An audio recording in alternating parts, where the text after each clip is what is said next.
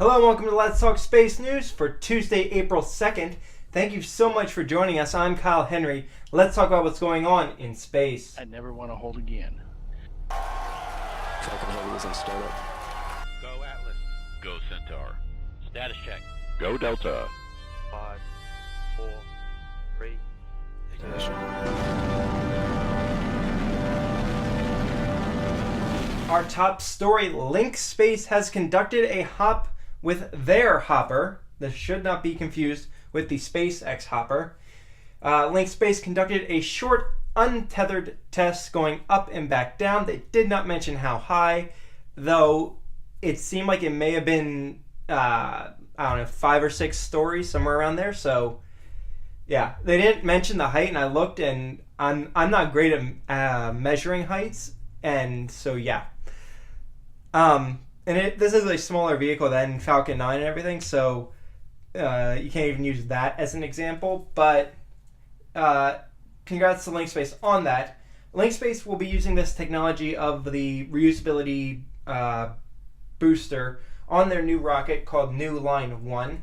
And New Line 1 is actually a rocket that is in the same class as more of rockets like Electron and Vector. It's not really a Falcon 9 class rocket, even though it looks a lot like it. But New Line Line will be capable of sending 200 kilograms to a sun-synchronous orbit. So good luck to Linkspace as they continue forward with these hops and continue developing their rocket to be able to fly and land. I think this could really change the small sat market, because right now I think Peter Beck, the guy who runs Rocket Labs, has said that they're not interested in doing reusability because it's just the payload hit that they'll have isn't going to be worth it. But I think that if done right, reusability in the small sat market could really work. It'll be hard, don't get me wrong, but I think this could be a very big shakeup for that market. And staying with hoppers, we finally have an update on the Starship Hopper. Elon tweeted out either this morning or last night or in the last couple of days that right now they are looking at some challenges with ice forming in the propellant, and that they hope to overcome these soon. So it seems like we're not going to see a hop anytime in the next probably week or so.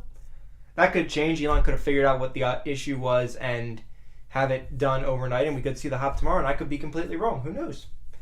But this is something that you do have to worry about with the propellants. I know that was one of their fears with the first Falcon Heavy flight, was that in the 6-hour coast from the injection burn to the, I don't want to say trans-Mars injection because they didn't really go to Mars. They sort of went near Mars's orbit, but that burn, they were worried that basically the propellant would freeze up and would be just ice and they wouldn't be able to restart the engine. So this is definitely something that SpaceX will need to look at, and if it's forming on the ground, you can almost guarantee that it would be forming in the vacuum of space, where you can go from plus 100 degrees to minus 200 in a matter of seconds.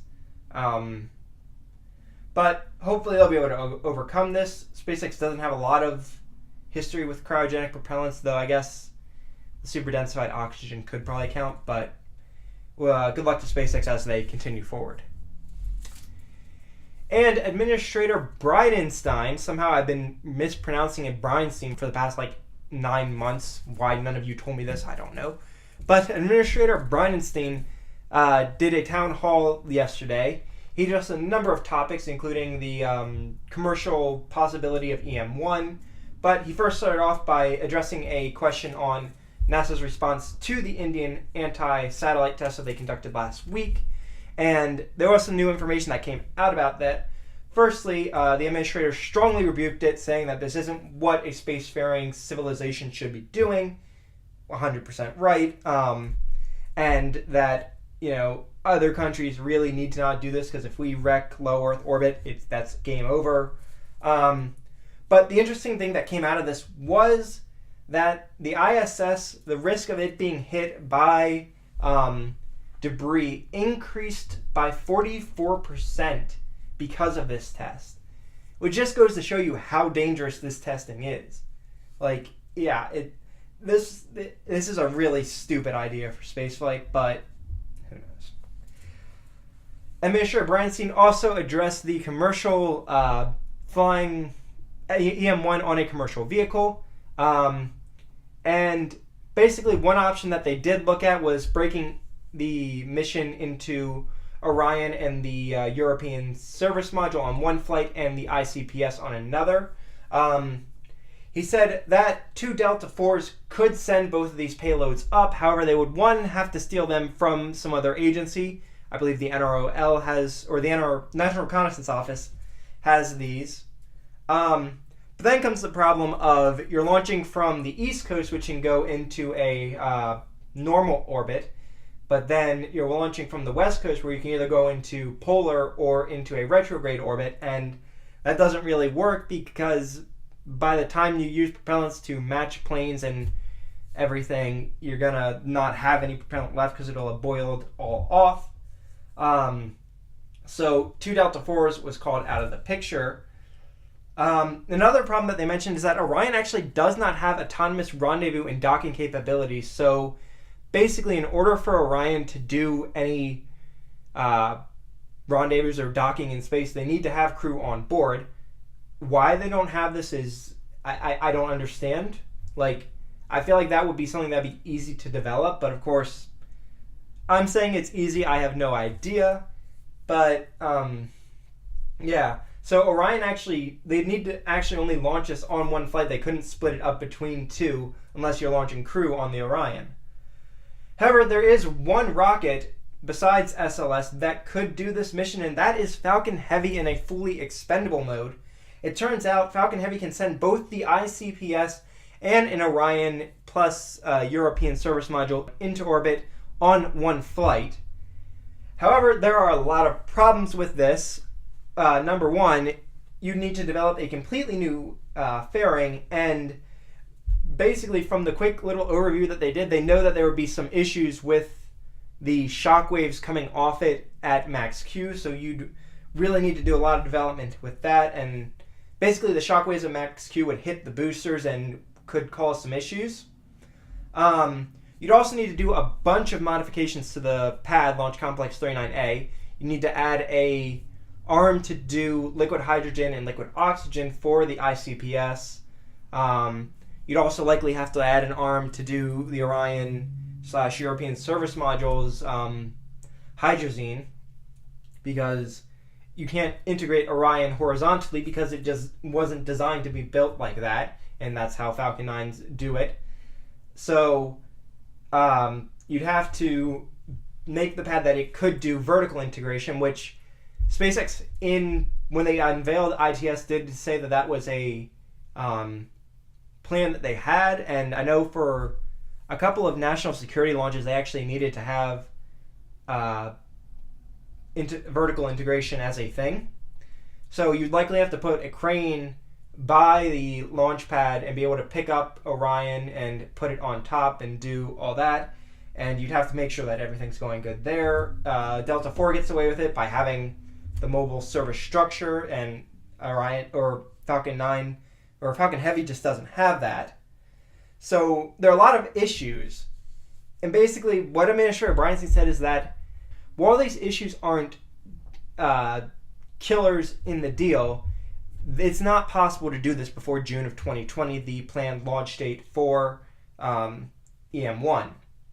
However, he did not rule out doing a mission with the ICPS, Orion, and Falcon Heavy in the future. However, you can only do a free return trajectory with that, but it seems like that's what EM-2 would have been, or is going to be if they ever fly it. So we could see EM-2 be flown on a Falcon Heavy with the ICPS, and in doing this, it would actually free up they could free up the EM-2 SLS and use it to launch something for Gateway. So this could be seen in the future for a potential landing on the moon in 2024, which is what the main goal that NASA has now set out to do, or to achieve, by landing boots on the moon by 2024. He also sort of mentioned where SLS is struggling, and that's in the engine section. They're having a couple of issues with that, but they think that if they accelerate other issues while the engine section is getting completed and finalized, that they can basically move the schedule into a place where that 2024 landing on the moon is possible. And he said that they might also be cutting some tests and basically in saying this, he said NASA doesn't need to test to failure, so testing to the breaking point, but they only really need to test to flight qualifications. And this is an interesting ideology. If this were an uncrewed flight, I'd say yes. However, I wouldn't be comfortable flying on a rocket that's only been tested to flight qualifications. Like, I'd rather fly on a rocket, take time, and fly on that rocket that's been tested to the point where you know exactly where it's going to fail in every situation, or at least most situations. But that's just me. He also said that nothing is off the table and said that NASA will not compromise on safety even though nothing is off the table. He then went on to talk about the lunar lander, and it would be basically a 3-segment lunar lander. And I honestly there's a bit of it that's kind of confusing to me. First off, he said that basically the lander and likely Orion would dock at a gateway, and then there would be a transfer vehicle to get from gateway to low lunar orbit, then a descent and ascent module. So to me, like how I imagined it would be, if you're going to gateway in this scenario, you would use Orion as the transfer vehicle, but he never specifically said that Orion was the transfer vehicle, so we really don't know what's happening there. But the descent and ascent modules, that's your lunar excursion module. That's this thing. It's simple stuff. The one thing that I found interesting, and I don't know if he meant to imply this, but he said that they would take hardware from anywhere else in doing this. And at Kennedy Space Center, at the Visitor Center, they did take down the lunar the lunar excursion module. Now, they did this just to basically put it closer to the ground rather than constantly in flight hanging above people's heads as they're eating lunch at the Saturn V Center. But it would be interesting to see NASA basically take one of the old lunar modules and use that. I don't think it'll ever happen, but it'd be kind of cool, don't you think? But that was about it from the hour-long town hall. It's in the description if you want to watch it. It is pretty interesting. There's a lot of details in here. It's actually going to be a point of discussion for our next discussion video or our next major video. I'm not sure what actually it's going to be yet. We started filming for it earlier this week. The Trump administration's Let's Talk Space discussion is still coming. It's still in the script writing phase. And with all the changes that have happened in the last couple of weeks, it's coming. I just want to see where everything lands right now. But I think the next video that we're going to focus on and have started the work on is basically using Kerbal Space Program to show off what each of these missions would look like the 2 Delta IVs, the Orion, Falcon Heavy ICPS, and the SLS EM-1. I think that's what I want to do for our next video. Obviously, the next video is going to be our news because it's nowhere near ready for publishing yet. But I think it also is a way of me basically showing what my concept for LTS gaming would be and getting some feedback from you guys. So expect that probably in the next 2 weeks, I want to say.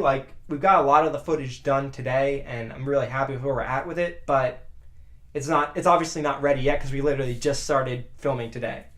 But over in Russia, they have announced that they will be lowering the price of Proton to meet Falcon 9 levels. And they're doing this by cutting expenses on ground-based infrastructure. And this is a bit weird. And this is a bit weird. Proton isn't a safe rocket. And if the choice is between flying Russian on a Proton and flying on a Falcon 9, I can almost guarantee that no one is going to be flying on that Proton. Between 2010 and 2015, Proton suffered 5 failures and 2 partial failures. Now, since then, it has had 15 clean launches, but still, 7 issues in the course of 5 years is not a safe rocket. Proton is showing its age. And it's been grounded for a while now, I think. But yeah, like unless it's a Russian company that wants to do this, but I don't like a lot of Russian launches are just done on Soyuz and not Proton. It's a weird announcement, but Roscosmos is kind of what's the word? Their budget isn't great, and with NASA moving to commercial crew, it's going to get even worse. So you got to bring in the revenue somehow. But I don't know. But swapping back to lunar landers, NASA has been working with Blue Origin to build a lunar lander. But in October, NASA signed a Space Act agreement with Blue Origin, and in this agreement, Blue Origin is actually paying NASA $50,000 to, and I quote, leverage the unique capabilities, expertise, and knowledge of NASA in multiple technology areas to help to optimally design and develop such capabilities for both NASA and commercial missions. Now, in exchange, NASA will be providing trajectory software to be used for planning missions to the moon. Now, Blue Origin had announced last year, I believe, that they were looking at that they were building a robotic lander for a flight in 2024. This won't be a crewed lander, so it won't really work with the 2024 boots on the ground. But this is interesting because it was kind of a secret deal that they never really announced, and it's only now coming out because it was a 6-month program that they did, and those 6 months are coming to an end next month, or this month actually. So yeah, it's kind of interesting, but it doesn't really help with boots on the ground for NASA. But if you want to do long duration missions to the moon, you do have to have supplies somehow, and robotic landers would be great for that. So I think I see the plan for the lunar missions coming together. I just want to see something concrete before I really endorse it and say that it's good. I also want to see funding because right now the Trump administration hasn't really requested any additional funds for this 2024 landing, and they did it after they announced their 2020 budget, so it's kind of weird. But yeah, we did have 2 launches in the last couple of days. One was an unannounced Long March 3B with and I, again, as I always do with these foreign names, I'm going to butcher this, but it's the Tianlain 201. This launch took place at 11:51 a.m. Eastern Time on March 31st from Xichang. Tianlain is the first of the 2nd generation tracking data and relay satellites for China. It's China's TDRS. Will be focused on supporting the new space station. I don't think the new modular space station is called Tiangong, is it? I don't think so, but the successor to Tiangong 1 and Tiangong 2. But congrats to China on that launch. Next up, the next launch that happened was the PSLV with the EMISat. It successfully placed the satellite into orbit, and afterwards used the 4th stage as a scientific platform, as they did on a mission either earlier this year or last year. But this time they did have solar panels on the 4th stage and on the scientific platform, so they could do more science with it. I like this idea, as I said when they did it a few months ago. But that launch took place on March 31st at 11:57 p.m. Eastern Time. And we have 3 major events. One is a static fire to our launches in the next couple of days. First off, Falcon Heavy static fire. That had been delayed. It was expected to happen on Monday when we reported it. Then it got moved to Tuesday. Now it's expected to happen tomorrow. I believe between 12 and 8, I believe, is when the roads are closed around Kennedy for this static fire. But it seems like they're on track. Earlier today, the tower erector was rolled back into the hangar after picking up the reaction frame, which is the launch clamp part of the way that they move it. Yeah. T is the tower, the actual thing that puts Falcon Heavy vertical and then throws back after launch. The reaction frame is what holds it in place. but that was rolled back into the pad, or into the hangar at Launch Complex 39A. So likely what they're doing is getting ready to put it on and getting ready to roll it out. I think they could probably do it tomorrow, but we should see a rollout if they're going to do it tomorrow overnight, and yeah. But that launch is still expected to occur on April 7th with a backup window on April 9th. I've heard that they might be going to the backup window, but as of right now, they're still looking at April 7th for the launch. And our two launches are both Soyuz, and they are both happening on Thursday. First off, Soyuz with Progress MS-11.